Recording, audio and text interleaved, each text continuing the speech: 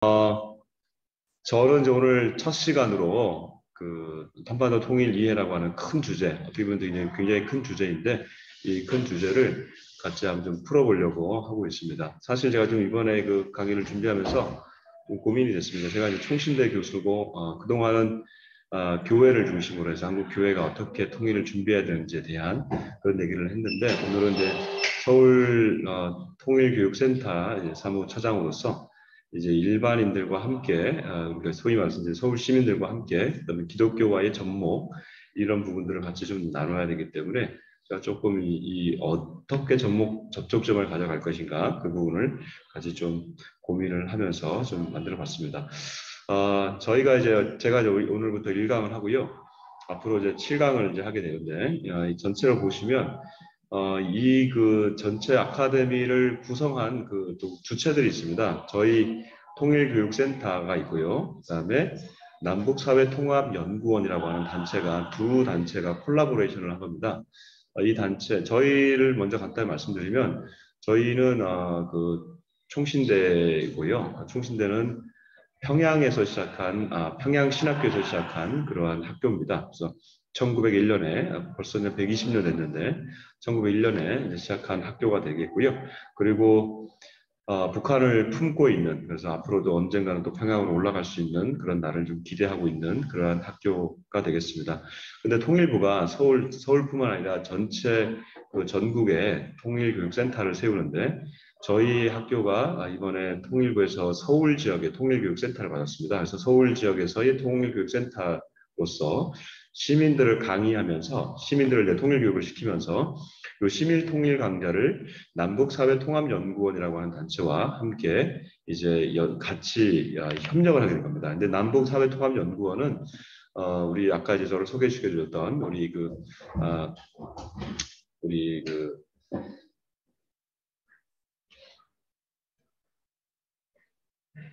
조금 더 커졌죠? 네네. 그리고 김충환 대표님이 이제 그 일을 하시고요. 그리고 전체 이사장은 다음 주에 오실 남북사회통합연구원 이사장은 이제 통일부 차관을 지내셨던 김영석 차관님이 되시겠습니다. 그래서 이 남북사회통합연구원은 주로 통일부에서 근무하셨던 분들 위주로 이게 책정이 되어 있습니다. 그래서 통일부에서 이제 근무하셨던 분들이 이제 현직에서 나오셔서 이 일들을 하시기 때문에 실질적인 얘기들, 그러니까 현직에서 남북 관계 회담 이런 분들을 이런 업무를 중심으로 해서 네, 전문 영역들을 가져가는 그러한 강의들이 되겠습니다. 자, 그래서 오늘 이제 저는 저와 함께 여러분들 이제 같이 달려갈 텐데요. 오신 분들 먼 길 오셨습니다. 네, 제가 이게 세 분을 알겠는데 어디서 오셨나요? 네. 어떻게 오셨어요? 현장에? 일반 시민. 네, 반갑습니다. 네, 일반 시민이 계시고, 저기 뒤에도 우리 일반 시민이신가요? 우리 조혜연? 조혜연사입니다. 네, 반갑습니다. 네. 그다음에 제가 이제 어떤 분들이 들어오신지 모르겠습니다만, 네, 지금 현장에는 따로 몇 분이 계시고, 그다음에 온라인으로도 들어오신 분들이 계셔서 같이 좀 보도록 하겠습니다.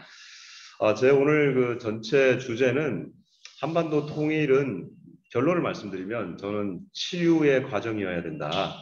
이거를 제가 이미 이제 결론을 말씀드리고 이 결론을 향해서 제가 이렇게 쭉 가도록 하겠습니다. 한반도 분단이 여러 종류가 있고 그 분단을 다시 잇기 위해서 다시 이제 통일을 하기 위해서 각계의 노력들이 있다는 거, 이게 정부가 있고 그다음에 시민단체가 있고 교계가 이 일들을 지금까지 해왔고 그래서 이 각계의 역할들이 그러면 무엇이 돼야 될 것인지에 대한 얘기들을 같이 나누고 마지막으로 결론을 나누도록 하겠습니다.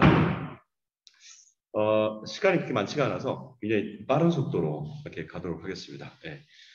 한반도 분단은 여러 형태로 결정이 됐는데 우선 영토가 분단됐다는 겁니다. 이게 가장 큰 문제죠. 우리가 생각할 때 이제 영토 분단이 가장 큰 분단인데 사실 우리 한반도 분단을 우리 그러면 한반도 사람들이 원했느냐? 그렇지 않죠. 그래서 우리는 항상 얘기할 때마다 미소가 점령했기 때문에 우리가 나눠졌다 이렇게 얘기를 합니다. 그래서 그 부분을 우리가 찾을 수 있는 것이 외제적 이유가 되겠습니다. 우리랑 상관없이 이미 1943년 2차 대전이 끝나기 이전 2년 전에 이미 카이로 선언을 통해 가지고 이미 이제 연합국에서는 약속을 한 겁니다. 거기서 이제 한반도 문제는 사실 굉장히 작게 다뤄집니다. 예. 거기서 이제 한반도 독립을 약속한다. 그래서 여기서 한반도 독립을 약속한다는 것은 일제가 패망하면 일본이 패망하면 다시 모든 자유를 속했던 모든 식민지 국가들에게는 자유와 독립을 주겠다. 이게 바로 이제 카이로 선언입니다. 이제 이 카이로 선언이 이 중요한 전체의 큰 맥락을 가져가게 됩니다. 그래서 이게 이제 1943년 11월에 있었고요.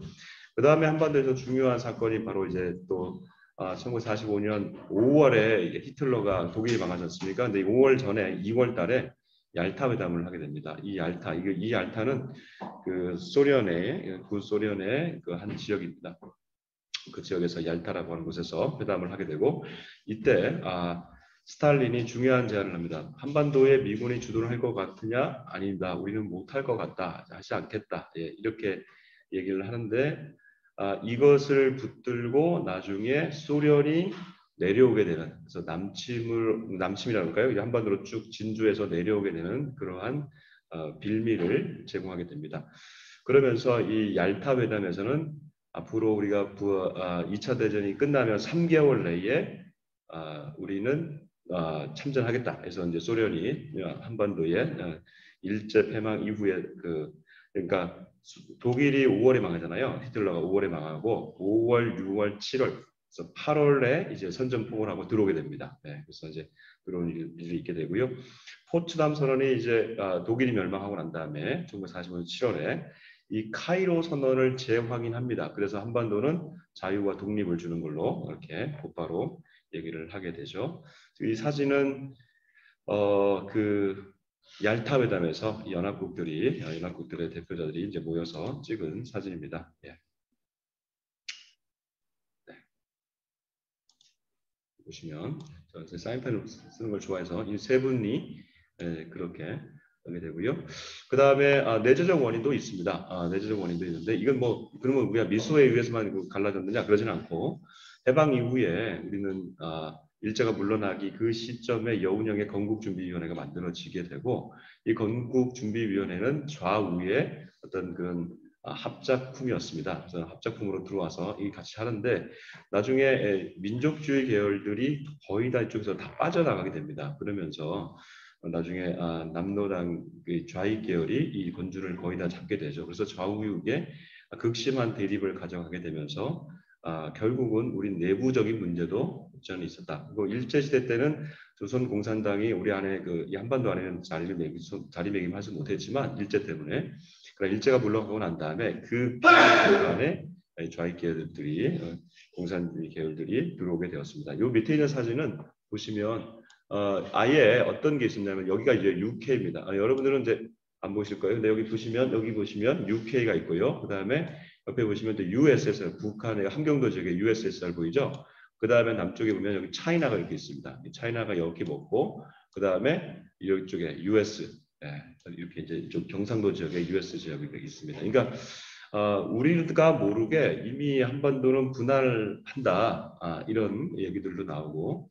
그러니까 우리 민족은 전혀 이 상황을 몰랐던 거죠. 당시 힘이 없으니까. 자, 이런 상태로 영토 분단이 되게 되는데 그 다음에 이제 미소가 곧바로 점령을 하게 되는데 자, 1945년 2월에 얄타 회담 시에 독일 패망 3개월 이내에 소련은 대일 참전을 약속했고 5월 9일에 이제 독일이 망하고 곧바로 8월 9일에 딱 3개월이 끝날 쯤에 진짜로 이제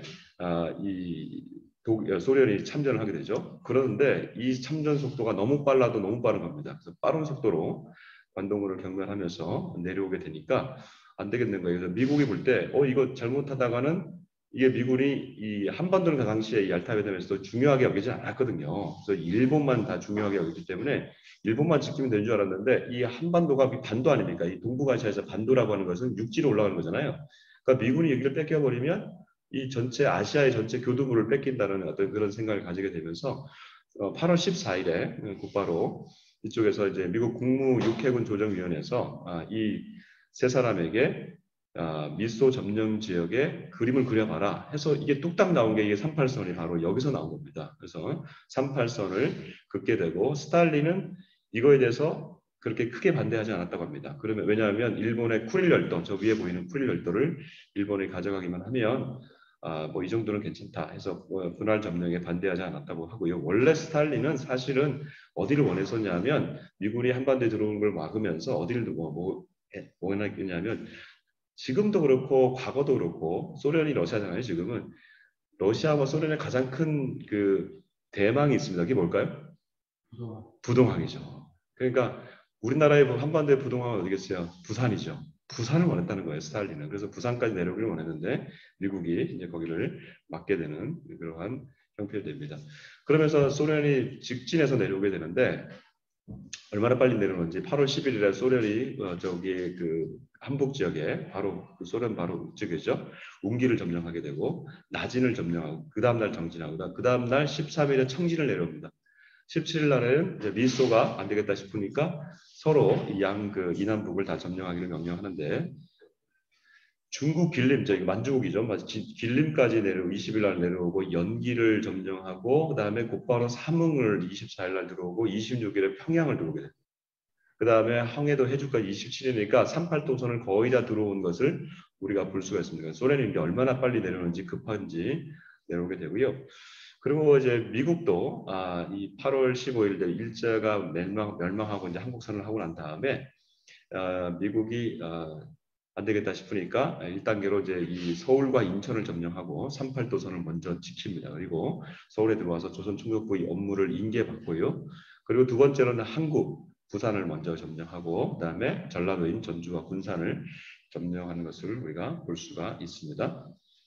자, 이렇게 이제 영토 분단이 되고 난 다음에 1948년이죠. 1948년. 죄송해요. 이게 1948년인데. 예. 5년 10월 달에 드디어 소련에서는 한 사람을 내세웁니다. 그 사람이 바로 김일성입니다. 김일성은 이미 이제 소련군과 함께 9월에 들어왔다고 그래요. 근데 그 당시에 항일 유격대 사람들과 함께 평양에 머물면서 이제 평양 시민들에게 나타날 것을 준비하고 있다가 10월 14일에 평양시 환영대회 때 김일성이 드디어 등장합니다. 김일성에 대한 얘기는 많이 있으면 생략을 하도록 하겠고요. 뭐 갑자기 김일성 논의가 우리 한국에서 굉장히 많이 이제 주류를 이고 있지만 브루스 커밍스라고 하는 또 그런 해외 학자라든지 또 서대숙 박사라든지 이런 분들은 김일성의 항일운동이 진짜다라고 또 얘기해서 이 가짜와 진짜 논쟁이 여전히 존재하고 있습니다. 어찌됐든 결과적으로는 이 김일성이 나왔고 젊은 김일성이 나와서 평양 시민들에게 선을 보이게 됩니다. 그때 이제 그런 얘기가 많았다고 그래요. 평양 사람들한테는 김일성 장군이 오니까 너무 엄청나게 많이 나왔는데 딱 연단에 올라선 사람은 33살의 젊은 김일성, 지금 가짜다. 이런 이제 그때부터 이제 이 평양발 이 가짜 김일성론이 퍼져나오게 됩니다. 젊은 이제 김일성이 뒤에 보면 이 소련의 이 장군들의 호의를 받으면서 앞에 서는 모습을 볼 수가 있습니다. 그리고 이제 그를 중심으로 해서 1948년 9월 9일에 조선민주주의인민공화국 북한, 오늘날 우리가 말하는 북한이 사회주의 국가로서 공산주의 국가로서 이제 서게 되는 것이 바로 1948년 9월이고요. 그에 앞서서 1945년 8월 15일에 남한에서는 대한민국이 이제 수립되어지게 되죠. 그래서 대한민국은 자본주의와 이 자유민주주의를 근간으로 하는 그러한 체제를 만들게 되고 북녘 땅은 그 사회주의를 체제로 하는 그러한 체제 분단이 1948년에 이루어지게 됩니다. 그러니까 사실 45년에 영토 분단되고 이미 그다음에 48년에 3년 만에 체제가 그냥 갑자기 분단이 돼버린 거예요. 갑자기 맞은 해방이고 갑자기 맞은 분단이었다. 체제 분단이었다. 그런데 1950년에는 이제 이것의 분단의 쐐기를 막는 그 마음의 분단이 일어나게 됩니다. 이게 바로 이제 우리가 말하는 한국 전쟁입니다. 한국 전쟁이 뭐 지리하게 얘기할 수 있는 상황은 아닌 것 같고요. 결과적으로 말씀드리면 남북한 다 합쳐서 이 300만 이상이 죽었다. 여러분 이 300만 이상이 죽었다고 하는 것은 한 사람 한 사람들이 이게 죽은 게 아니라 집단적으로 한국군 피해도 그다음에 북한군 피해도 그렇고 그다음에 남한 민간인, 북한 민간인 전체 다 합쳐가지고 약 350만 정도 이렇게 추산하는데 한 300만 이상이 이제 이렇게 죽었다는 거예요. 이 얘기는 한반도 전역에서 살상이 일어났고 그 살상으로 인한 그 피해는 고스란히 지금 우리에게도 마음의 분단을 이루는 그런 쐐기를 막는 것이었다. 독일은 사실 이렇게 서로 전쟁하지는 않았어요. 그래서 체제가 분단되고 영토가 분단되었었다 하더라도 마음의 끈은 이어갔는데 우리는 체제 분단과 영토 분단과 체제 분단을 이어서 마음의 분단이 이때부터 이루어졌기 때문에 여기서 나오는 것이 이게 엄청난 그 일이다. 그래서 지금 이제 우리가 6.25도 이제 거의 한 70년이 되어 가지 않습니까?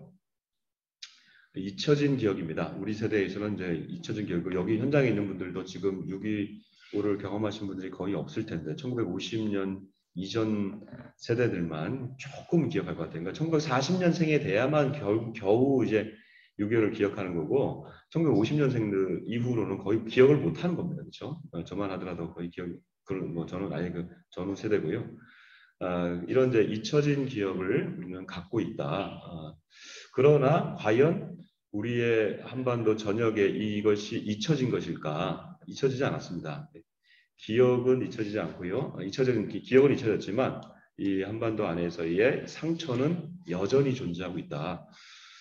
50년에 이렇게 이제 사람들이 많이 죽었어요. 그러니까 우리가 지금 우크라이나 전쟁에서 보면 그게 지금은 별거 아닌 것 같아도 막 그렇게 막 국제 뉴스가 나오지만 사실 시간이 지나면 그 죽음과 사륙과 이런 것들은 앞으로 우리나라에서 일어났던 6.25 전쟁의 이 아픔들이 아마 우크라이나 전쟁 안에서도 다시 이제 되살아나게 될 겁니다. 예, 이게 어떻게 보면 러시아랑 그 우크라이나는 거의 이제 같은 동족 같은 그런 개념인데 이제 우리는 더하죠. 우리는 이제 한 민족으로 아예 그냥 나라도 하나였는데 서로가 서로를 죽인 이 상태죠. 그럼 보시면 뭐 대전 민간인 죽음이 있고 원산 민간이 있고 뭐 중국군도 제가 나눴는데 중국군 죽음 좀 이따가 말씀드리고요.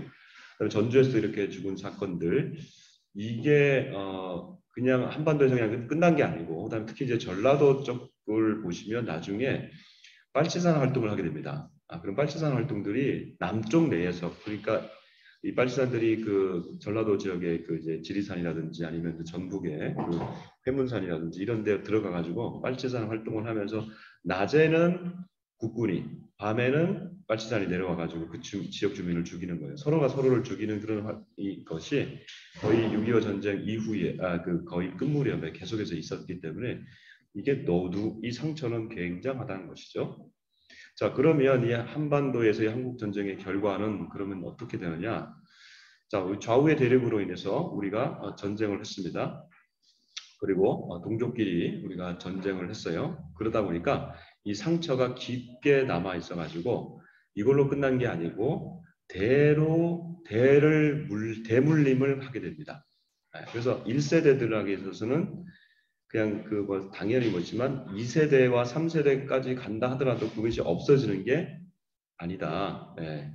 특히 우리 피해를 본 가족들에게 있어서는 제가 이제 몇몇 가정들을 알아요. 근데 그 가정들을 이렇게 얘기를 들어보면 정말 치를 떱니다. 그러니까 치를 떨고 그 두려움의 그다음에 보복의 그 치를 떱니다. 그 두려움이 가장 많아요. 이 두려움이 가장 많아서 이게 전후 남북 사회를 그 두려움의 사회로 바꾸어 버린다는 겁니다.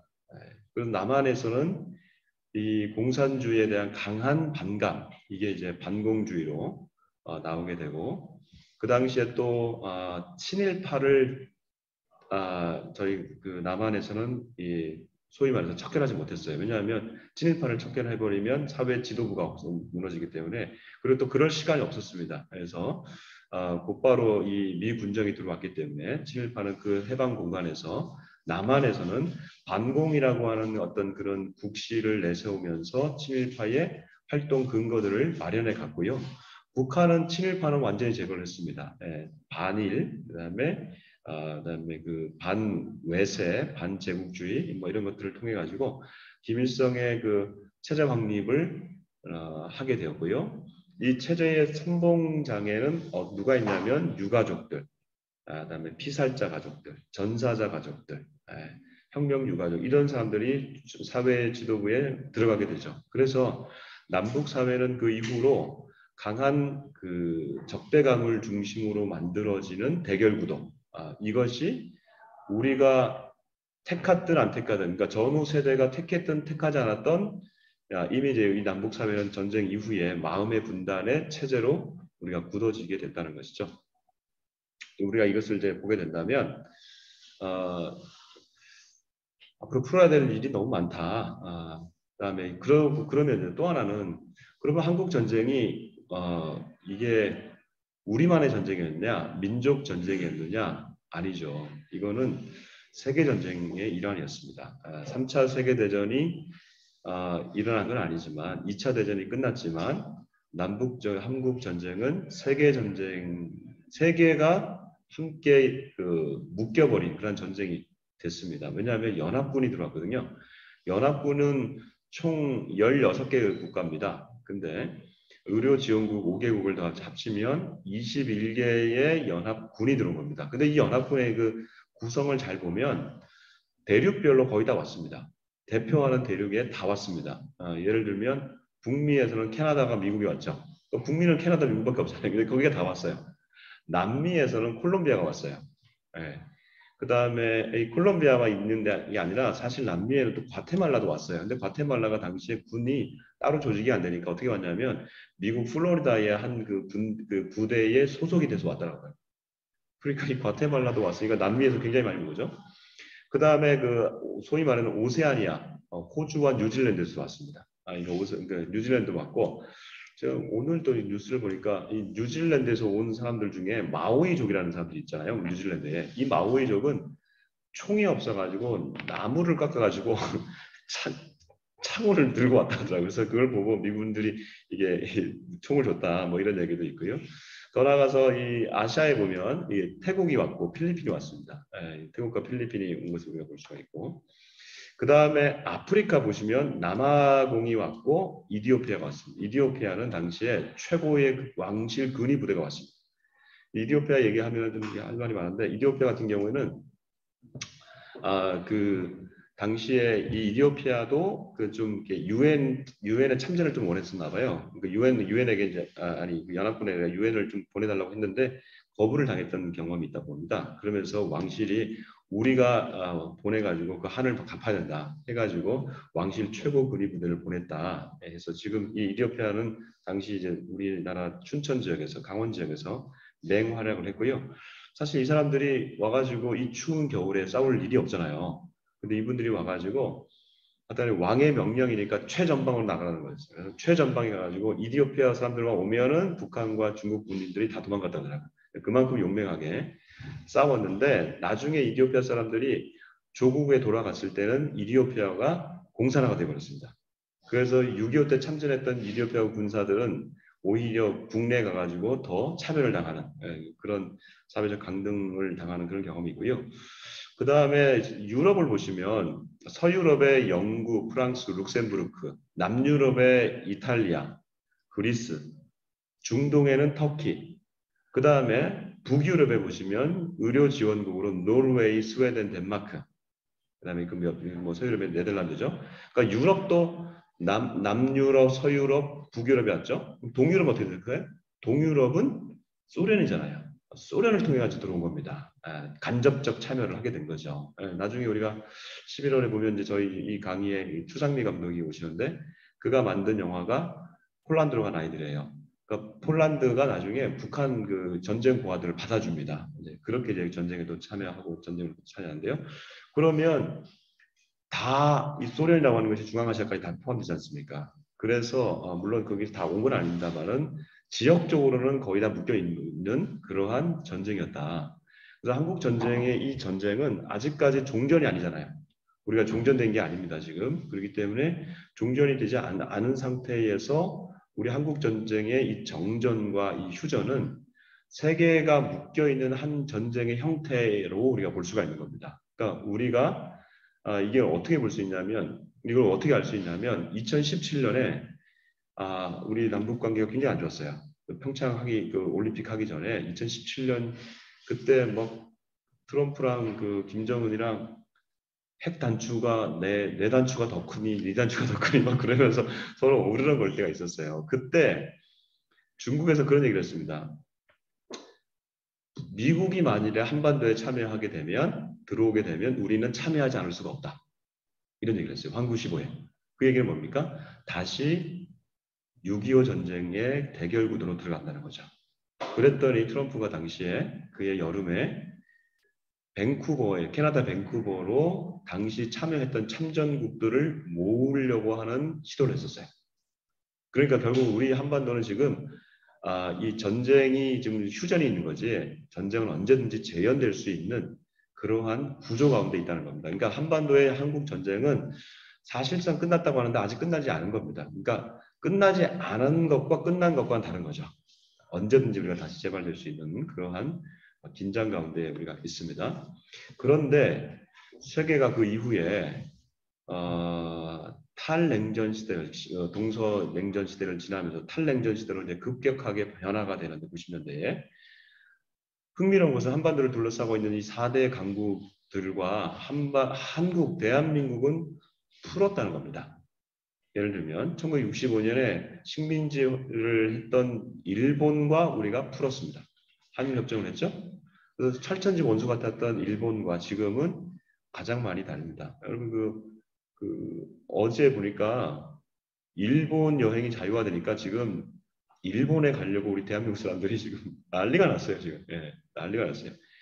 그러니까 뭐 반일 감정 얘기하지만 지금 젊은이들과 정서적으로는 이 반일 감정이 통하지 않는 것 같아요. 오히려 일본을 좋아하고 일본 우리 젊은이들도 한국을 좋아하고 있습니다. 그러니까 풀었어요. 풀어지고 있어요. 물론 역사적 책무에 대해서 우리가 명확하게 얘기를 해야 되지만 정서적으로는 좀 풀렸다는 겁니다. 그다음에 1991년 소련이 붕괴되기 전에 이미 러시아와 우리가 수교했습니다. 그러니까 참전국이죠. 북한을 만든 나라가 러시아입니다. 소련입니다. 근데 소련 붕괴되고 러시아가 우리는 수교를 했어요. 그리고 그 이후에 한중 수교가 있습니다. 북한이 그 분단 체제를 만들어준 게 분단을 만들어준 게 중국이잖아요. 항미 원전 그 6.25 전쟁을 통해서. 근데 한중이 이제 수교를 했단 말이죠. 그런데 이후에 반해서 남북의 대결은 지금 점점 더 심화되고 있는 그러한 형국을 지금 살아가고 있습니다. 그러니까 우리는 다 풀었는데 주변 국가는 풀었는데 우리 민족 안에서 이 대결만큼은 풀어가지 못하고 있는 그러한 상황을 우리가 볼 수가 있습니다. 그러면 이것을 풀기 위해서 우리 정부는 뭘 했느냐? 여러분 우리나라의 대통령은 항상 취임식을 할 때 선서를 합니다. 그 헌법을 놓고 헌법을 지키기로 선서하는데 그 헌법을 지키려고 하면 대통령의 의무가 그 헌법 안에 있거든요. 대통령의 의무가 뭐냐면 평화로운 통일을 지향하며 정책을 수립한다. 이게 대통령의 선서 의무입니다. 그러니까 우리나라 대통령은 이 헌법이 제정된 이후에 통일을 하는 것을 당연히 해야 됩니다. 그러다 보니까 역대 정부는 통일 정책을 만들어 가게 되죠. 간단하게 우리 역대 정부가 그럼 어떻게 일들을 했는지 좀 살펴보도록 하겠습니다. 이승만 정부 당시에 이제 전쟁이 끝나고 난 다음에 이승만 정부는 통일을 분단을 원하지 않았습니다. 그래서 북진하겠다. 북진 통일하겠다 했는데 그러면 미군은 빠지겠다. 그러므로 말미암아 북진 통일이 거기서 멈추게 됐습니다. 그래서 천추의 한으로 그냥 이 분단을 받아들이게 되죠. 그리고 두 번째 생겼던 이 장면 정부도 60년대에 있었던데 남북 간 자유총선거를 통일 방안으로 내세웠지만 짧았습니다. 박정희 정부 때 이제 최초로 남북 간의 교류를 하게 되면서 7.4 공동성명을 하게 됩니다. 여러분 70년입니다. 50년대, 60년대, 20년 동안 만남이 없어요. 70년대, 72년에 이제 이 일이 나는데, 그러면 20여 년 동안 왜 안 만났을까? 이게 뭐 서로가 전쟁 이후에 바쁘니까 그럴 수 있죠. 그런데 아까 말씀드렸던 이 마음의 분단이 심각한 겁니다. 20년 동안 꼴도 보기 싫은 거예요. 만날 수도 없습니다. 그러니까 도발은 서로 하지만 이게 깊은 상처 가운데 이 남북이 있었다는 것을 우리가 알 수가 있고요. 그래서 드디어 이제 70년대에 만나는데 이 남북 7.4 공동성명을 통해 가지고 이제 뭔가 조금 해결책이 보이는 것 같았는데 그 이후에 거의 뭐 해결이 되지 않습니다. 그리고 이렇게 그냥 끝나고요. 전두환 정부 80년대 들어서서 민족화합 민주통일 방안을 이제 최초로 발표하는데 이 통일 방안과 여러분 통일 정책은 다릅니다. 통일 방안은 우리나라가 통일을 어떻게 하겠다라고 하는 구체적인 방안입니다. 통일 정책은 그 방안을 세우고 그것을 추진하는 정책입니다. 방안은 웬만하면 안 바뀝니다. 정책은 정부마다 바뀌는 거예요. 최초의 이제 방안이 이제 만들어지게 된 거죠. 자, 그런데 그 이후에 이제 전두환 정부가 이것을 만들었는데, 여러분 보시면 전두환 정부도 그렇게 큰 일은 하지 못했습니다. 그런데 지금까지 역대 정부 중에서 가장 많은 일을 큰 폭의 변화를 일으킨 정부가 하나 있어요. 그게 뭐냐면 노태우 정부예요. 90년대입니다. 80년대 말 90년대를 그가 이제 이끌게 되잖아요. 그러니까 근데 왜 이때 가장 큰 폭의 변화를 이끌어낼 수 있었느냐? 노태우 대통령이 잘했느냐? 사실 역대 대통령으로서 가장 물태우라고 할 정도로 가장 물은 사람이었어요. 지도자의 성격으로 봤을 때는. 근데 가장 많은 일을 했습니다. 왜 그럴까요? 시대의 변화가 있었던 거죠. 그러니까 결국 한반도의 문제는 세계적인 문제이기 때문에 이게 남북이 아무리 잘 한다 하더라도 이게 우리 내부의 어떤 합의를 통해 가지고 갈 수 있는 게 별로 적다는 겁니다. 7.4 공동성명도 했지만 물론 이제 그것을 강구하는 건 아니고 외부적인 그 요소가 굉장히 우리 한반도에서는 중요하다. 그래서 한민족 공동체 방안을 만들어내고 89년에 자 이때 이제 한민족 공동체 방안 소위 말해서 제대로 된 통일 방안을 국민적 합의를 통해서 만들어냈다는 거예요. 이제 김영삼 정부 때는 그것은 국민적 합의라기보다는 그 전두환 정부 때는 그냥 만드는 거고 정부가 이 노태우 정부 때 이 국민적 합의를 기초로 해서 이 통일 방안을 만들어내고 그 당시에 야당의 동의까지도 얻어낸 통일 방안입니다.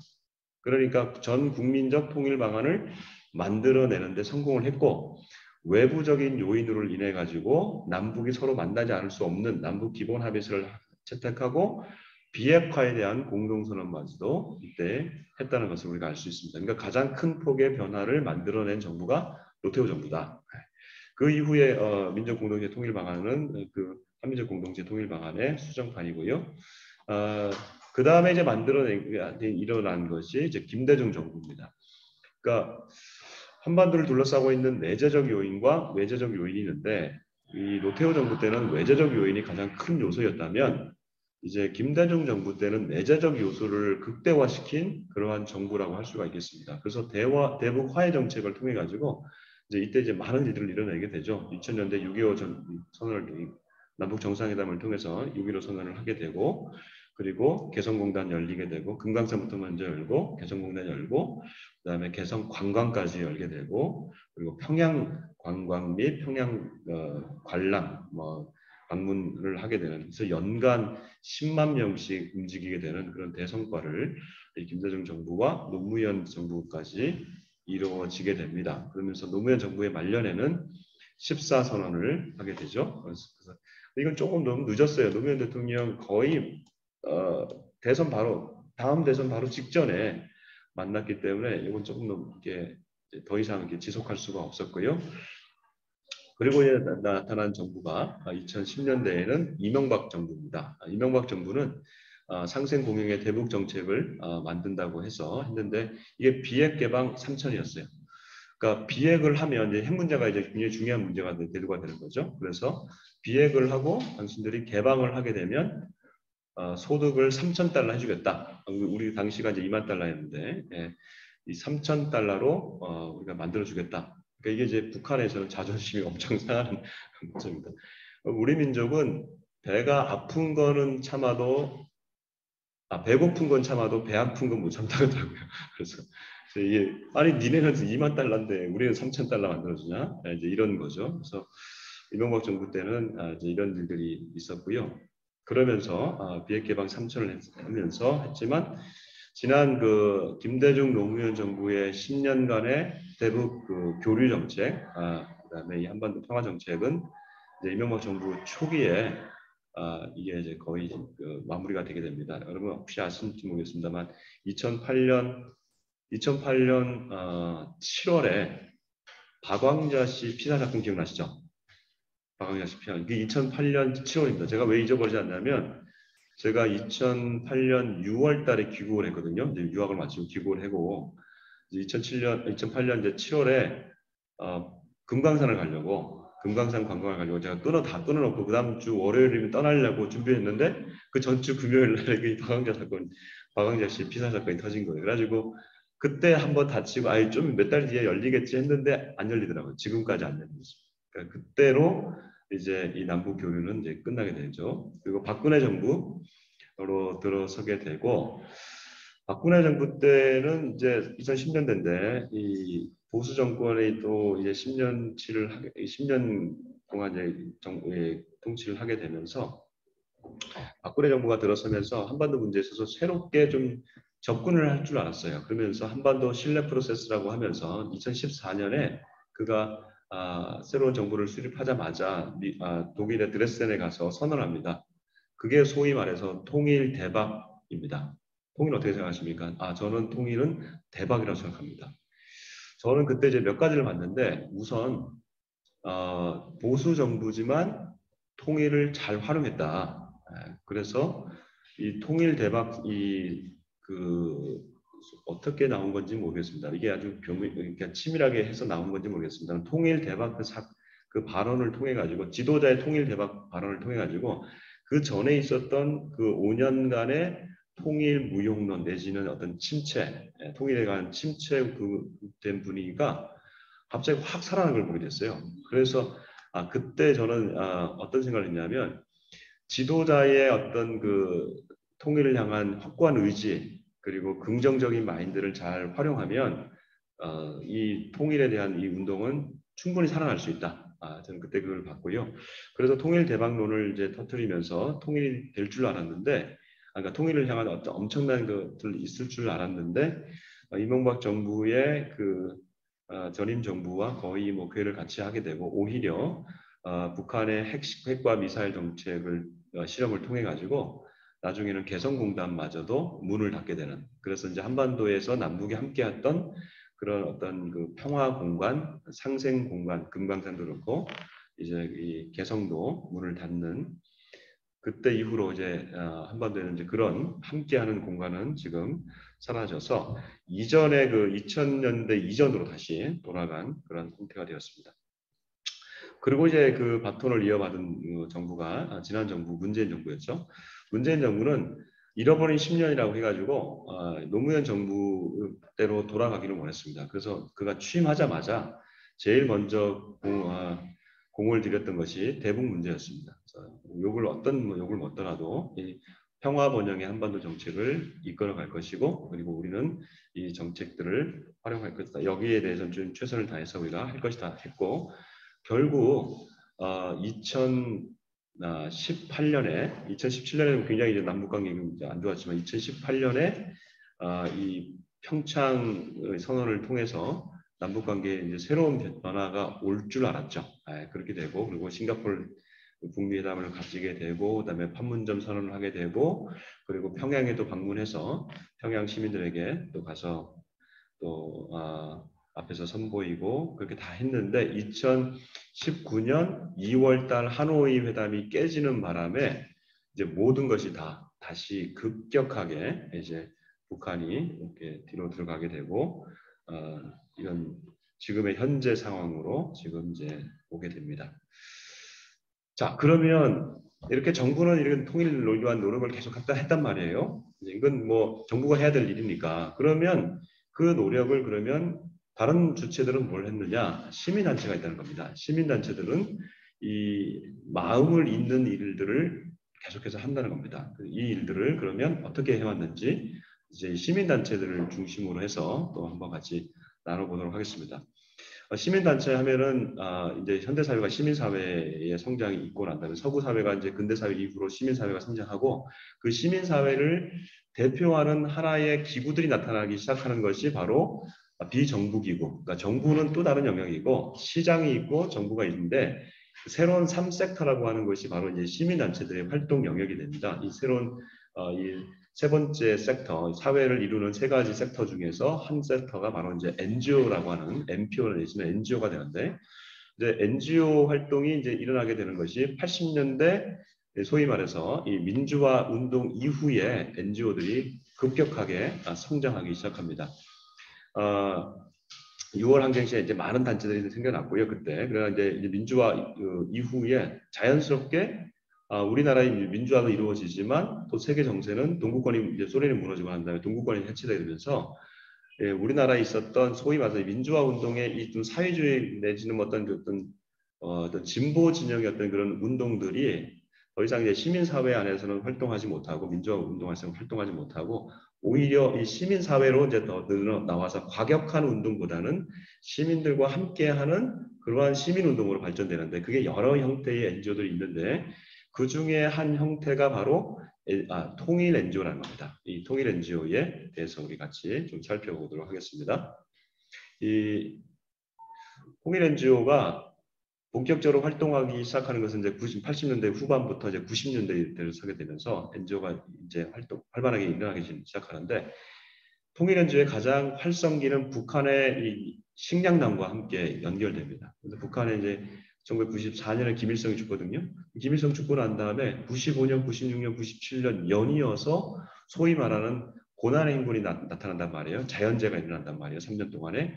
그러면서 대규모 아사 사건이 일어나게 되면서 자연스럽게 정부의 역할이 있고 그다음에 남한 사회의 시민단체들이 이 소위 말하는 이제 북한 돕기 운동으로 들어가는 NGO 활동을 하게 되게 됩니다. 이게 이제 바로 1995년을 기점으로 통일 NGO가 본격적인 대북 인도적 사업을 시작하게 되는데요.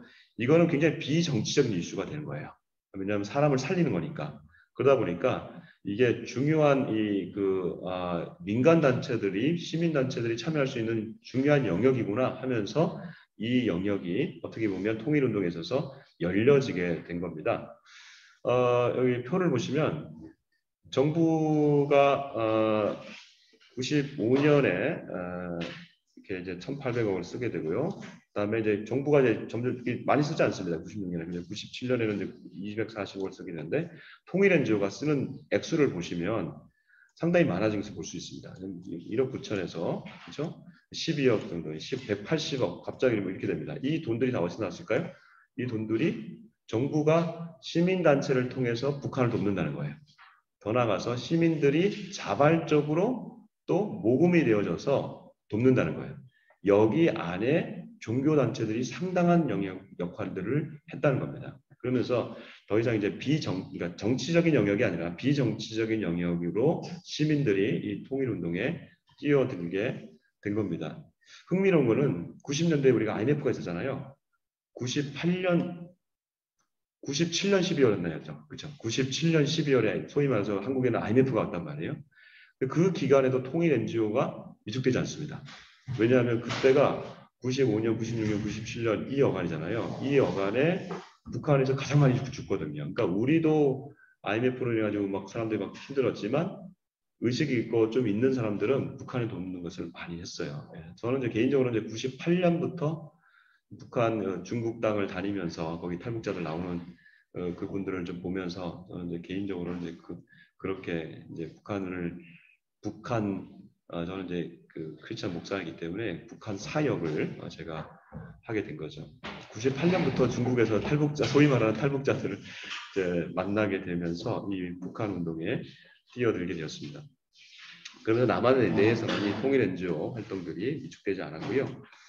그러면서 이 95년부터 97년 고난의 행군 그 시기에 남한에서는 시민단체가 굉장히 중요한 영역을 통일이라고 하는 영역을 이제 확보해 나가는 그러한 시기가 됩니다. 근데 이 시기에는 아주 기초적인 그런 지원들, 남북 교류에 있어서 이제 긴급 구호 식량이라든지 비료라든지 뭐 이런 영농자재라든지 의약품, 의류, 먹을 것 이런 것들을 주게 되고요.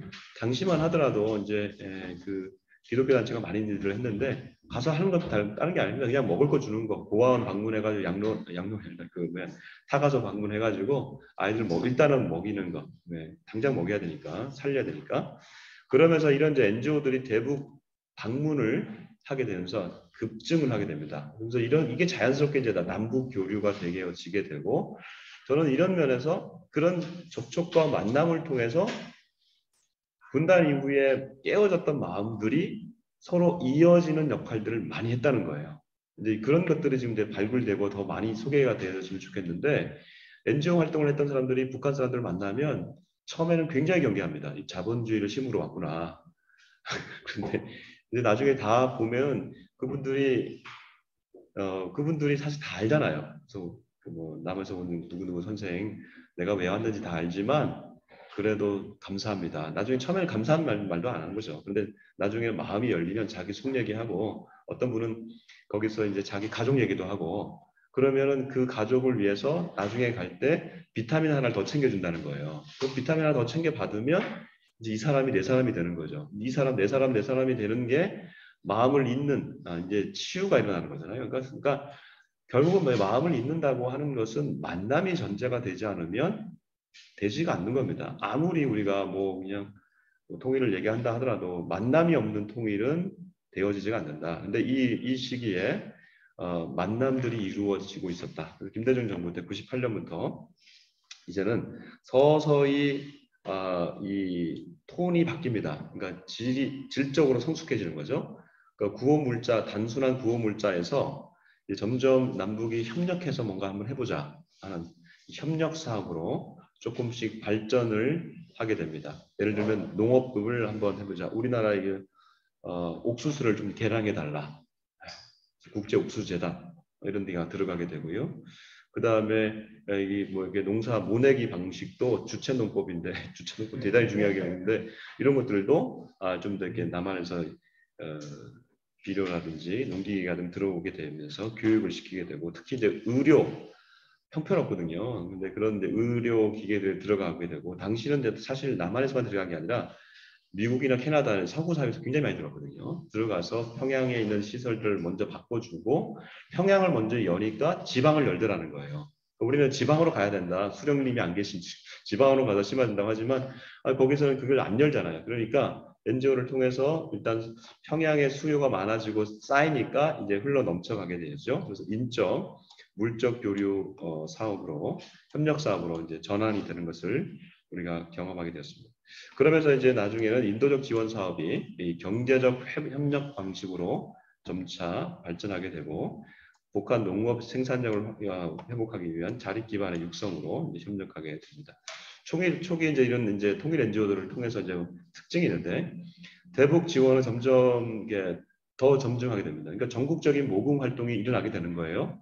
그러면서 이게 사실 그렇잖아요. 우리가 어디다가 모금을 한다고 하는 것은 돈을 낸다고 하는 것은 내 마음이 가는 거잖아요. 그래서 내가 돈 1,000원을 낸다 하더라도 거기에 내가 돈을 썼으면 어떻게 쓰이는지 그게 북한 어린이한테 간다 그러면 마음이 가는 거거든요. 그러면 이게 자연스럽게 통일 운동으로 이제 되는 거죠. 그러니까 범국민 참여가 이 시기에 굉장히 많아졌다. 그리고 실제로 평양을 또 가서 또 많은 방문단이 가서 보고 금강산도 가서 보고 하는 그런 활동들을 통해서 이게 멀리만 느껴졌던 통일이 이런 식으로 될 수도 있겠구나 하는 그런 꿈을 가지게 되었다는 겁니다.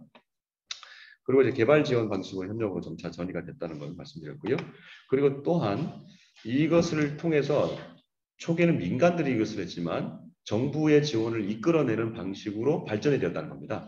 그래서 나중에는 정부가 나중에 법적인 규제를 풀게 되면서 법적인 이 조치를 해주는 겁니다. 인도적 차원의 대북 지원 사업 처리에 관한 규정 이것을 남북교류 협력 기금을 마련할 수 있도록 했고 그래서 NGO가 대북 사업을 하는 것을 지원하기로 법적인 그런 장치까지도 마련을 하는 그러한 결과를 만들어냈고요.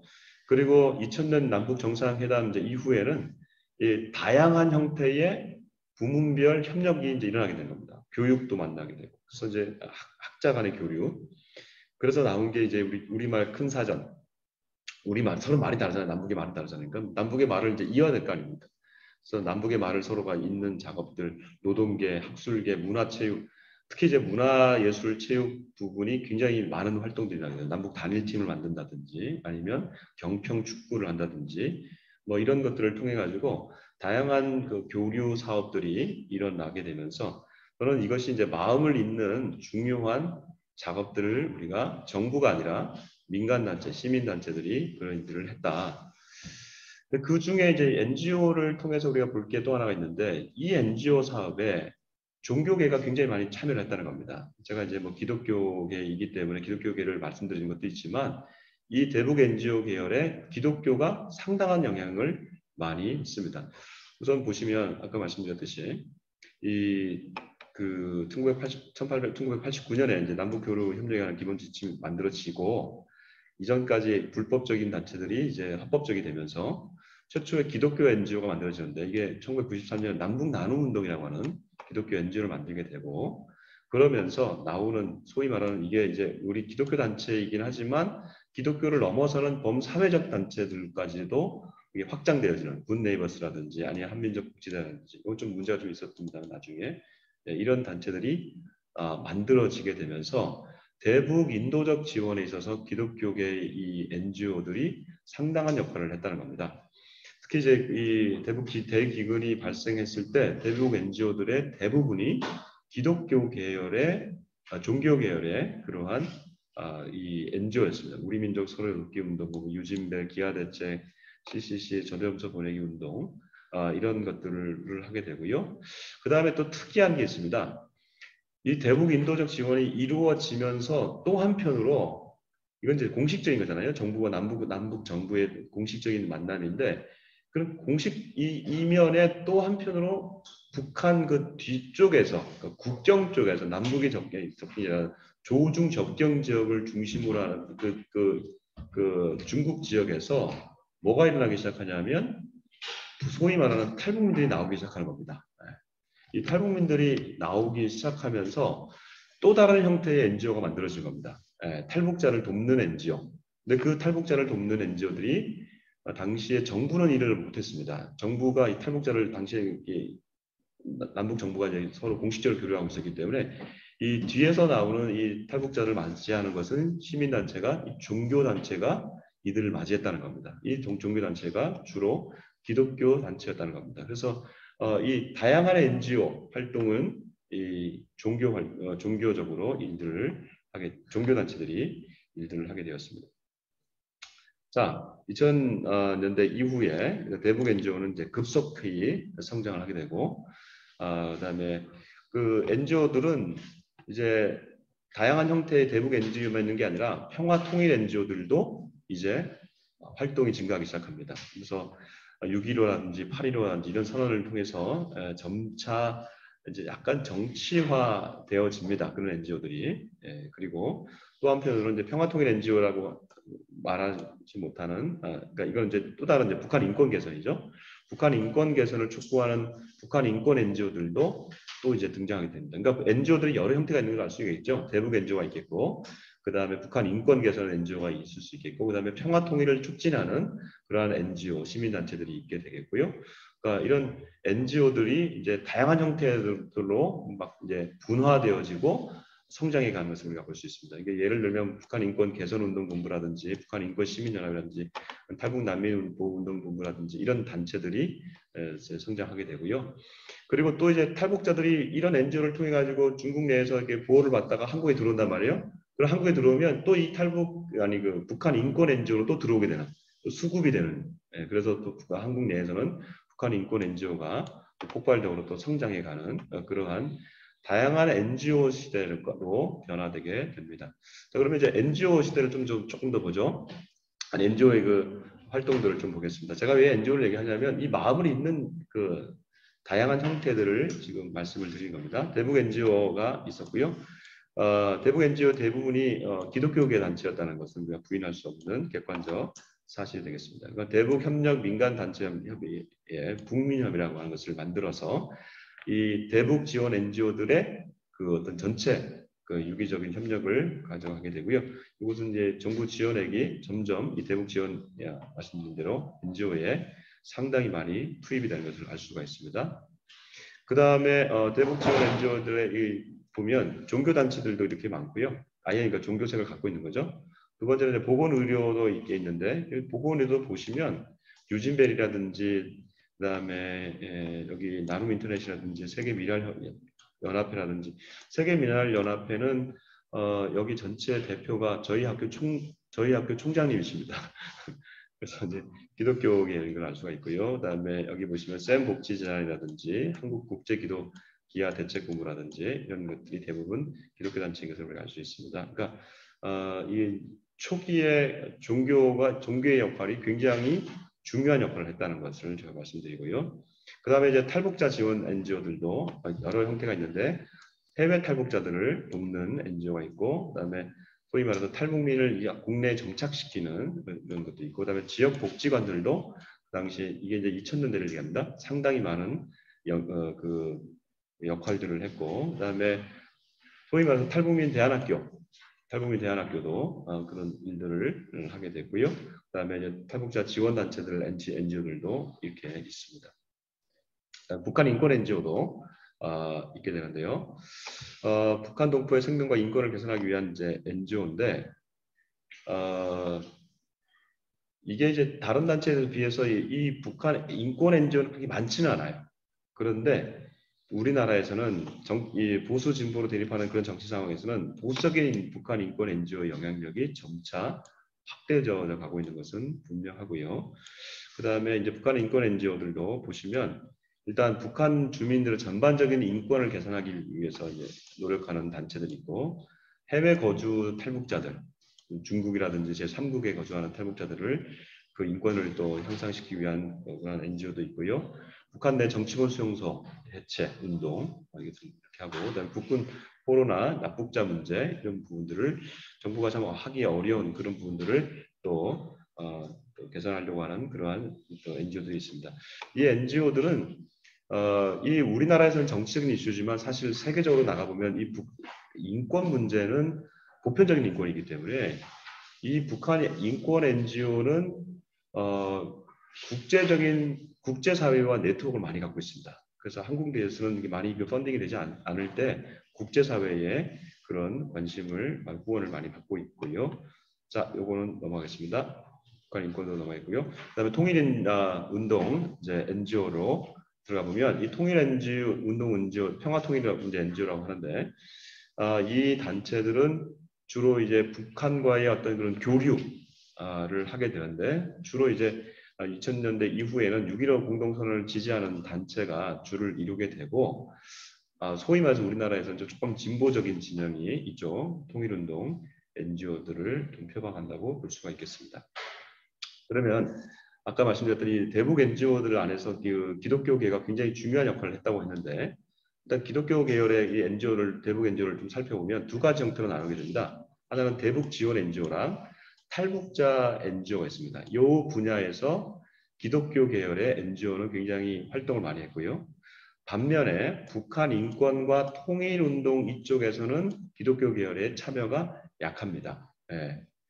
그래서 왜 북한 인권도 있습니다만 주로 많이 활동했던 것에 비하면 그렇습니다. 그다음에 북한 인권 같은 경우는 이제 보수적인 교학들이, 기독교에 또 보수 기독교가 있고 이제 진보 기독교가 있는데, 보수 기독교의 참여가 있고, 그다음에 탈북민들의 신자들에 참여하겠지만 기독교 자체 전체의 북한 인권 NGO로는 정착하지 못하는 한 분야 쪽에 있는 한 정파에 속해 있는 그런 NGO로 정착이 되었고요. 통일 NGO에서는 진보적인 그런 기독교에서는 통일 NGO로 많이 좀 참여를 하고 있습니다만은, 보수적인 교회에서는 이 통일 운동에 있어서는 참여가 미미한 그러한 평가를 드릴 수가 있겠습니다. 그럼에도 불구하고 기독교 NGO가 대북 지원에서는 절대적 규모를 차지했다는 것은 아까 말씀드렸듯이 전체 대북 지원 액수의 3분의 1 정도를 차지할 정도니까 이 당시에는 상당한 영향력을 실제로 많이 뛰어들게 되었고요. 기독교라고 하는 이 종교를 통해서 탈북민 지원 NGO를 통해 가지고 사회적 위상을 확보한 것은 분명합니다. 그래서 이 소외계층, 우리 사회에서 탈북민들이 사실 소외계층이잖아요. 근데 이들을 돕고 정신적으로 돕고 물질적으로 돕는 일을 한국의 교회라든지 아니면 기독교 NGO들이 참여함으로 말미암아 이 영역에 있어서는 도덕적, 윤리적인 가치를 점유하는 그러한 영향력을 발휘하게 되었습니다. 그리고 또 이제 통일 NGO의 발전적 분할을 통해서 교회의 사회적 영향력, 기독교의 사회적 영향력을 강화해가는 방식이 있는 것은 분명합니다. 그리고 더 나아가서 우리가 이 기독교 NGO가 대북 지원을 하는 것은 화해와 평화의 매개자라는 겁니다. 이거 우리 기독교는 평화와 화해를 용서를 추구하는 그러한 그 공동체이기 때문에 이 대북 문제에 있어서만큼은 특히 마음이 깨어진 이 분단의 상황에서는 우리 기독교계가 이 일들을 계속해서 해 나왔고 앞으로도 해야 된다 것입니다. 자, 이제 시간이 많이 가서 조금 결론적으로 조금 더 들어가서 그러면 이 영토 분단, 체제 분단, 그다음에 마음 분단에 있어서 역할들이 각 주체들이 해야 될 것입니다. 저는 일단 영토 분단과 체제 분단은 우리 뭐 시민 단체들이 할 수 있는 건 아닙니다. 그것은 국제적인 노력을 해야겠죠. 그래서 정부가 그 일들을 해야 됩니다. 정부가 유엔과 연결하고 국제사회와 연결해서 외교적으로 영토 분단 회복해야 되고 체제 분단 하나 되는 역할들을 해야 됩니다. 그러면 그 일 중에 그게 뭐 정부가 그 역할 중에 있어서 뭐 그게 체제 분단일 수도 있고 영토 분단의 역할일 수도 있지만 저는 마음 있기의 역할들을 정부도 해야 된다. 그러면 몇 가지 정책을 보는데 지금 현 정부의 일단 스탠스를 좀 살펴보면 아까 우리 역대 정부의 통일 정책을 봤습니다만은 현 정부는 비핵, 평화, 번영이라고 하는 한반도 이 정책을 갖고 있습니다. 그러니까 이번에 이제 권영세 장관이 통일부 장관으로 또 취임을 했단 말이에요. 그러니까 사실 지난 문재인 정부는 진보 정부라고 하면 이쪽은 이제 보수 정부라고 할 수 있지 않습니까? 그러면 진보에서 보수로 바뀌었을 때 노무현 정부 때 이명박 정부로 바뀌었거든요. 그때 통일 정책이 가장 많이 뒤바뀌었습니다. 그래서 그때 다 엎어지고 금강산도 없어지고 나중에는 또 이 개성공장도 없어지는 그런 이제 완전히 판뒤집기가 있었는데 이번에 그 새롭게 취임한 권영세 장관은 이게 진보 진영에서 이제 진보 정권에서 보수 정권으로 바뀌었는데 이번 통일부 장관의 첫 일성은 뭐냐면 통일 정책은 이어달리기라고 하더라고요. 그러니까 지난 정부가 잘한 것은 받고 못한 것은 다시 개선하겠다 하는 이어달리기 정책을 해서 통일부 이제 관계자들 제가 만나보니까 되게 이렇게 안도를 계시는 거 되게 좋아하는 거예요. 왜냐하면 정책이라는 게 갑자기 바뀌어버리면 굉장히 어렵잖아요, 사실은. 근데 이제 이어달리기를 하겠다고 하는데 지금 가장 큰 문제는 핵 문제와 이 미사일 문제 그리고 이제 북한이 더 이상 나오지 않는 그런 문제가 있는 거예요. 그래서 비핵, 평화, 번영 이 부분을 이제 내세웠기 때문에 이게 이제 가장 큰 선결 조건입니다. 그러니까 완전한 비핵화, 그다음에 세계 평화를 위협하지 않는 북한을 만들겠다. 근데 이제 조건이 없는 것 같지만 엄청난 조건을 내세운 거죠. 그래서 완전한 비핵화를 한 수가 있을까? 예. 그래서 이제 이번에 그 윤 대통령이 8.15 때 담대한 구상을 이번에 광복절 축사 때 짧게 얘기를 했어요. 굉장히 짧게 얘기했지만 나중에 제가 이제 찾아보니까 그 정책 그 수석이 나중에 그 또 브리핑을 하더라고요. 이번에 했던 내용은 이런 겁니다 하면서 비핵화 합의가 있을 시에 우리는 곧바로 남북 공동 경제 발전제를 만들겠다. 그리고 세 가지 명령에서 우리는 곧바로 추진하겠다. 인프라를 구축하겠다. 이거는 이제 항만 같은 거야. 항만, 도로 뭐 이런 것들 만들겠다는 거예요. 민생 개선하겠다. 그래서 북한 대북 인도적 지원을 하겠다는 거예요. 세 번째 경제 개발하겠다. 북한이 성장할 수 있도록 금융 지원해주겠다. 그다음 세계 정부들과 연결해가지고 세계 국가와 연결해가지고 투자할 수 있게 해주겠다. 이거 굉장히 구체적인 얘기를 했습니다. 여기에 호응해주기 바란다 이렇게 얘기했습니다. 그런데 이제 문제는 여러분 뭐죠? 예, 문제는 이겁니다. 예, 여기 보시면 그 다음에 보시면 김여정 노동당 당부장이 이렇게 얘기했어요. 검푸른 대양을 말려 뽕밭을 만들어 보겠다는 만큼이나 실험과 동떨어진 어리석은 극치다라고 얘기를 했습니다. 이게 이제 현실인 겁니다. 이게 우리 지금의 현실이고, 제가 볼 때는 지금 정부가 이렇게 또 오랫동안 노력을 했는데 다시 어쩌면 2000년대 이전으로 꽉 막힌 상태로 지금 우리는 이제 정부적으로는 돌아간 상태다라는 것을 우리가 어쩔 수 없이 인정할 수밖에 없고요. 예, 그럼에도 불구하고 저는 정부가 이런 일들을 좀 했으면 좋겠다. 이겁니다. 그래서 제안하는 겁니다. 이거 지금 우리가 제안하는 거예요. 이거는 뭐냐면 지금 한민족 통일 공동체 방안이라는 거 방안이 있었죠. 그러니까 정책은 정부 역대 정부마다 바뀐다 그러죠. 문재인 정부랑 바꾸고 지금 또 윤석열 정부랑 다르잖아요. 정책은 바뀌어요. 그러니까 방안은 같아요, 항상. 지금 우리의 근간은 노태우 정부 때 만들었던 한민족 공동체 통일 방안이에요. 이거를 만들었을 때 이 방안을 잘 추진하는 것이 통일 정책인 거예요. 각 정부에. 그러면 저는 우리 통일 방안이 과연 옳은가, 그리고 다시 국민적 합의를 했는가, 이게 언제 만들어졌냐면 이게 89년에 만들어진 거거든요. 그러니까 그 이제 소련이 붕괴될 그 시점에 이제 통일을 우리가 이렇게 준비를 하겠다 해서 급하게 만든 거예요. 근데 잘 만들었어요. 간담회 세미나 총 250회 2,300명 모였고 해외 동포까지 다 합쳐가지고 여론조사 다 하고 그 국민적 합의를 통해서 만들어진 통일 방안이라는 거죠. 이 통일 방안에 대한 재점검을 할 시기가 됐다. 왜냐하면 그때의 통일 방안을 만들었던 시기랑 우리 시대가 지금 많이 다르다. 그리고 그때 했던 사람들이랑 민족의 구성도 달라졌다. 여러분 지금 우리나라에 5천만이지만 우리나라에 300만이 지금 최대 300만이 다문화 사람들입니다. 민족 공동체가 아니에요 이제. 그럼 민족 공동체 방안에 대해서 어떻게 할 거냐. 한민족 공동체 통일 방안이잖아요. 그러니까 통일 방안에 대한 논의를 사회 각층, 각계층에서 정부의 주도로 시민단체와 함께 다시금 짜자. 예를 들면 지금 우리가 이제 어른 세대의 통일 담론을 우리는 계속해서 통일 교육이라고 하는 이름을 가지고 지금 하고 있습니다. 저희도 지금 제가 맡고 있는 게 서울통일교육센터예요. 통일을 교육하는 겁니다. 이미 통일 방안이 나와 있죠? 당신들은 이것을 통일 교육을 받아야 됩니다. 이런 방식이에요. 그런데 통일을 살아갈 세대는 소위 말해서 우리나라의 젊은 세대들.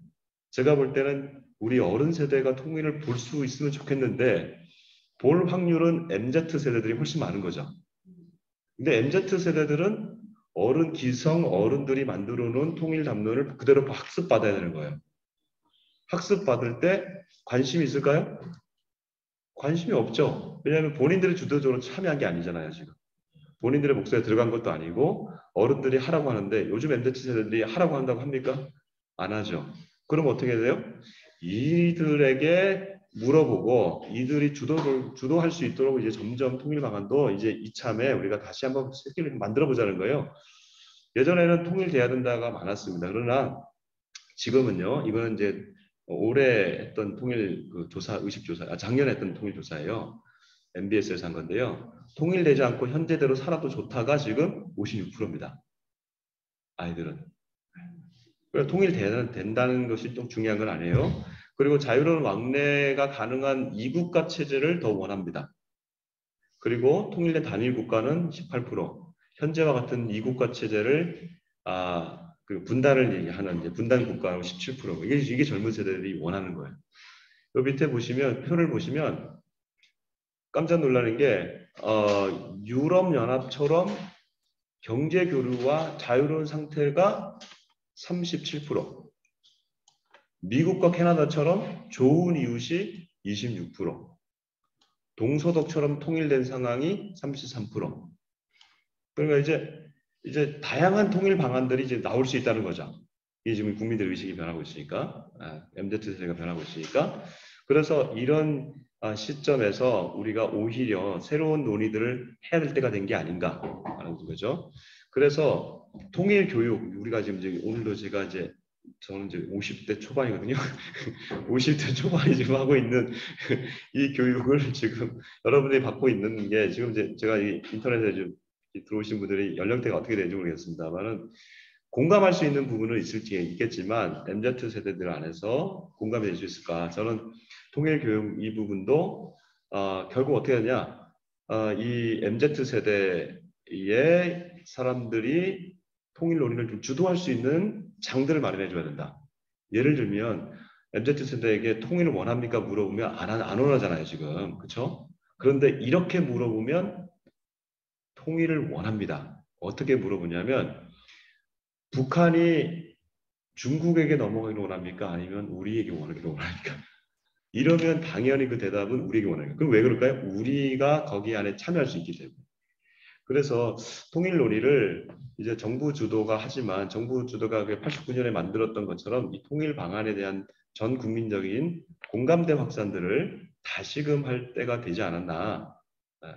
저는 이 MZ 세대들에게 주도권을 줘야 된다고 봅니다. 물론 우리가 이제 우리 어른 세대가 이들과 같이 이제 얘기해서 방향을 잡아야겠지만 저는 우리 MZ 세대 저는 이제 우리 어쩔 수 없이 지금 남한 통일교육이니까 남한 사람들만 얘기하지만 북한에 지금 MZ 세대들이 있거든요. 80, 90 세대들, 소위 말하는 장마당 세대들. 이 사람들은 그냥 지금 어쩔 수 없이 그냥 정권을 순응하는 것 같지만 장마당 이후의 세대들 사람들한테는요. 우리나라의 MZ 세대와 거의 비슷합니다. 그러니까 이 주도권들을 남북의 이 통일 방안의 주도권을 젊은 세대들에게 좀 주자. 그리고 그들이 결정할 수 있는 목소리 포션들을 더 넓혀가자. 이게 이 정부가 해야 될 역할이 아닐까.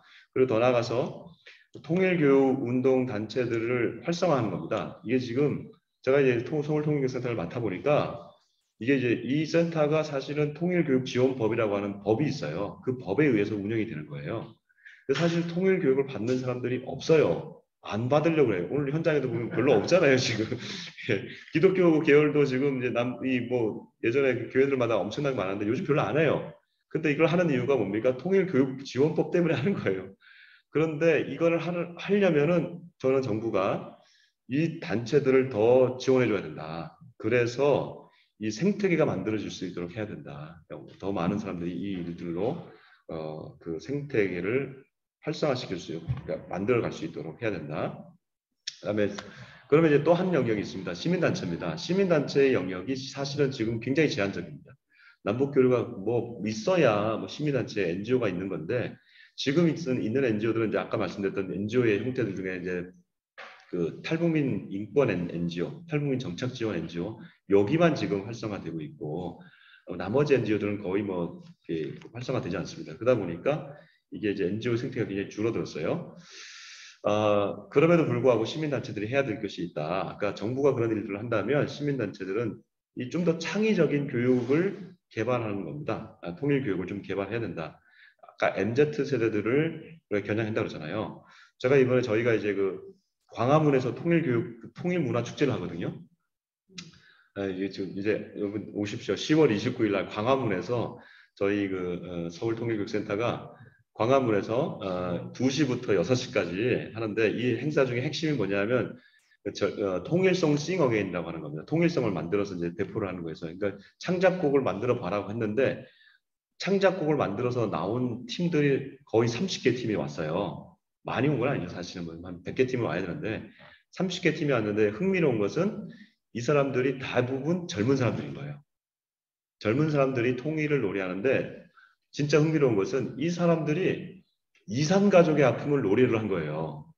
MZ 세대들이 이산가족의 아픔을 노래하더라고요. 그러니까 이게 그러니까 장르도 다양해요. 재즈도 있고 락도 있고 그다음에 클래식도 있고 그래서 이런 걸 보면서 좀 창의적으로 접근을 하면 각 그 종교단체라든지 아니면 교회라든지 아니면 이제 어떤 그런 학교라든지 좀 더 창의성을 가지고 하면은 시민들은 반응한다. 우리 사람들은 반응한다. 북한이 중국으로 넘어가기 원하냐, 우리에게로 오기 원하냐 이렇게 접근을 하면서 주도권을 가져가는 거죠. 그리고 이제 사실 통일 NGO 단체들이 지금 너무 열악합니다. 그러니까 지원이 없다 보니까 그런데 좀 노력을 하셔야 된다. 그래서 이제 역량 강화를 해야 되는데 이 역량 강화는 재정적인 역량 강화도 있어야 되겠고 또 이 네트워킹을 또 활성화시키는 계속 지원만 받아서는 안 되고 자체 사업들을 개발할 필요가 있다. 그 다음에 이 시민단체들이 이제 국제적 연대를 해야 되는데 말씀드린 대로 이 인권 부분이나 이런 데서는 굉장히 관심이 많아요. 그러니까 우리나라의 문제가 아니라니까요. 이게 좀 더 눈을 넓혀서 국제단체들이 올 수 있도록 국제단체들과 연결하면 좋은데 제가 놀란 게 이번에 그 스위스에서 저희 이제 학교를 방문하게 돼요. 스위스에서 2분이랑 미국 분 3분이 이제 오는데 이게 스위스 제네바에 있는 그 단체예요. 그 제네바에 있는 단체가 북한 문제를 가지고 한국을 방문하는데 저희 서울통일교육센터 그다음 총신대를 방문해가지고 같이 연대를 하자는 거예요. 그러니까 이걸 보면서 굉장히 깜짝 놀란 게 이게 사실은 이 문제가 국제적인 이슈거든요. 평화와 통일 이 문제가 동북아의 문제일 뿐만 아니라 세계 평화의 문제이기 때문에 세계적으로 연결될 수 있는 겁니다. 좀만 더 우리가 스펙트럼을 넓히면 시민단체들 역할들은 굉장히 많다. NGO 특히 이제 유엔에 굉장히 활발하거든요. NGO가 그런 일들을 좀 더 하라. 그 다음에 마음을 읽기 위한 기독교계 우리가 기독교계가 이제 NGO를 통해서 했기 때문에 그런 이 지금 이제 오늘 첫날만 하면 저밖에 이런 얘기를 할 수 있는 게 우리 집주사 강의에서 저밖에 없을 것 같아서 제가 기독교계를 위해서 또 하도록 하겠습니다. 북에서 내려온 사람들을 우리 한국 교회 내에는 북에서 내려온 분들이 계세요. 그분들이 바로 월남민들이에요. 월남민들이 가장 큰 반공에 대한 마음이 있어요. 근데 이분들의 마음을 잘 다스려 주라. 두 번째, 탈북민들입니다. 아까 말씀드렸듯이 탈북민들이 나왔을 때 그들을 맞이했던 대부분의 큰 종교단체가 기독교예요. 그래서 제가 뭘 제시했냐면 2018년에 한국 사회에 들어왔을 때 그들을 가장 품어준 데가 교회인데 교회 역할이 굉장히 중요했는데 이제 평화 교류가 되면서 탈북민들이 이제 설 자리가 없어지는 거예요. 제가 그 당시에 뭘 제안했냐면 정부한테 이산 가족 만나는 정책에 이제 탈북민들도 넣어줘라. 월남민들은 넣어주는데 왜 탈북민들은 안 넣어주냐? 그렇잖아. 이산 가족이잖아, 이 사람들도. 그렇기 때문에 물론 북한에 안 받습니다. 그러나 우리가 받을 수 있도록 제한하자. 20년 이상 된 사람들은 그게 안 되면 30년 이상 된 사람은 언제까지 우리가 이 사람들을 통일의 반통일의 그런 일들을 하게 할 거예요. 그러니까 이들도 이산가족으로 들어와서 탈북민의 마음들도 좀 이렇게 좀 치유받을 수 있도록 이게 우리가 이산가족 정책에 이들을 좀 해서 이걸 우리 기독교가 얘기를 해서 한국 정통일부 얘기하고 통일부가 북한에 얘기할 수 있도록 물론 안 받습니다. 그러나 계속적인 그런 관심들을 가질 수 있도록 하자. 사람을 활용하는 그런 정책을 해야 되겠고요. 두 번째는 통일이라고 하는 것은 이전에 통합이 굉장히 중요합니다. 그런데 지금 사회를 통합할 수 있는 것은 결국은 이 정신적인 건데 이 정신적인 근거는 결국은 중국가 할 수 있는 겁니다. 저는 이게 통일 신라를 좀 보면서 굉장히 놀랐던 게 그 작은 신라가 고구려와 백제를 통합했잖아요. 통일을 했잖아요. 그리고 난 다음에 그들이 썼던 정책은 불교 정책이었어요. 종교 정책이었어요. 그래서 나중에 이 고구려 유민들과 이 백제 유민들을 이 불교를 통해서 하나가 되게 하는 사회 통합을 이루어내거든요. 종교 정책을 통해서. 지금 현재 가장 큰 한국 사회에서 가장 큰 종교가 일단 기독교이기 때문에 그런 부분에 있어서도 우리가 사회 통합적인 근거들을 기독교회에서는 해 나갈 수가 있어야 된다 말씀을 드리고요. 그 다음에 세 번째로는 평화 통일을 만난 이 남북 간의 지속적인 만남과 대화를 우리가 요구를 해야 된다. 왜냐하면 88년에 88선언을 했던 그 기독교계의 88선언이 있는데 이게 한국 사회에서 민간단체로 최초의 통일선언문이었습니다. 민간단체로서는. 그래서 이것을 보면서 우리 이 기독교계가 남북 간의 지속적인 만남, 결국은 상처를 치유하기 위해서는 만남이 있어야 되잖아요. 이것을 계속해서 해야 된다. 자, 이제 결론적으로 말씀드리겠습니다. 너무 좀 이렇게 광범위하게 좀 말씀드리는데 결국 결론은 치유의 과정이다. 통일은 어느 날 갑자기 이루어질 수 있습니다. 그래서 북한 붕괴론을 우리가 생각할 수도 있는데 그것만 기다릴 수 없습니다. 왜냐하면 붕괴된다 하더라도 치유되지 않은 상황에서 서로가 이런 노력이 없이 갑자기 되어지면 예멘과 같이 다시 분단될 수 있습니다. 전쟁까지 일어날 수 있습니다. 그러니까 이 통일 자체를 우리는 만들어 가야 되고 이 상처를 치유하는 과정을 정부와 그다음에 이 시민단체와 그다음에 우리 교계가 그 일들을 해야겠다. 그다음에 그렇게 생각하면 준비할 게 너무 많은 거죠. 갑자기 어느 날 갑자기 생각한다 그러면은 이거는 뭐 준비할 게 없는데 치유의 과정으로 본다면 할 수 있는 것들이 굉장히 많다는 겁니다. 그다음에 저는 이제 통일을 원하는 국민적 공감대를 지금부터 계속해서 더 만들어 가야 된다. 이 통일에 대한 상상력을 증대한다. 이건 아까 말씀드렸듯이 통일이 원합니까 안 합니까 이런 게 아니라 중국이 가져가길 원합니까 이렇게 하기를 원합니까 내지는 앞으로 통일됐을 때 엄청나게 많을 수 있는 한국의 남한의 북한의 어떤 성장 잠재력 그런 것들을 우리가 상상력을 가지고 각 영역에서 만들어 가자는 거죠. 그 다음에 이 통일 생태계를 좀 더 확장을 시켜가야 된다. 이것은 경제계라든지 아니면 시민단체라든지 아니면 학술계라든지 그다음에 교회라든지 종교단체들이 이런 영역들을 확대해 나가고 세 번째로는 이것을 위해서 통일 세대에게 주도권을 넘겨주자. 이건 과감하게 넘겨주자. 예. 왜냐하면 얘네들이 미래를 얘네라고 죄송합니다만 이들이 결국은 미래를 책임지는다면 저는 책임을 주면 할 수 있을 거라고 봅니다. 우리 민족은 충분히 할 수 있을 거라고 봅니다. 그래서 이걸 자꾸 우리가 지지 말고 이건 결국 뭐냐면 강사들도 글을 세우고 그들에게 기회를 주고 계속해서 발언할 수 있는 정책 참여에 들어오게 되죠. 마지막 세 번째로는 그럼에도 불구하고 지금 우리는 이 한반도 상황은 통일을 우리가 노력해야겠지만 지금 한 번도 2차 대전 이후에 경험해 보지 못한 역사적 전환기 가운데 있습니다.